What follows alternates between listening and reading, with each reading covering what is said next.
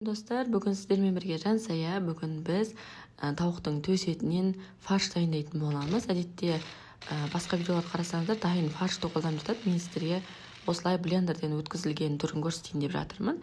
Дәл осылай блендерден майдалап өткізіп, оның үстіне пиязымызды мен салатный лист қолдандым, және де манная крупа деп аталады. Соны керекті мөлшерде қосасыздар, және де бір жұмыртқамызды, бұл жерде барлығымен де көз мөлшерімен манная крупа мына жерде примерно 3-4 ас қасықтай барлығын жақсылап салып араластырып аламыз.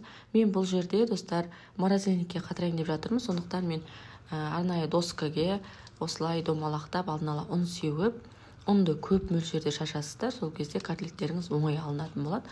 Осылай домалақтап, кішкене сулап алсаңыздар, қолдарыңызды жабыспай, сол кезде әдемі болып шығады. Осылай реттестіріп шығамыз. Біздің бір грудинкада менде осынша котлет шықты. Және де енді осыны біз морозильникке кем дегенде 3-4 сағатта қатырып аласыздар. Морозильникте потом алғаннан кейін міне осылай оңай алынады. Ешқандай да қорықпай, ашып кетеді деп ойламаңыздар. Осылай сақтап алсаңыздар болады. Кез келген уақытта қолдана бересіздер. Осылай ұндарын қағып, пакетке салып, қайта морозильникке салып қойып қоясыздар. Керек кезде қолдана берсеңіздер болады. Ас болсын, сіздермен бірге болған Жансая. Каналға тіркеліп кетуді ұмытпаңыз.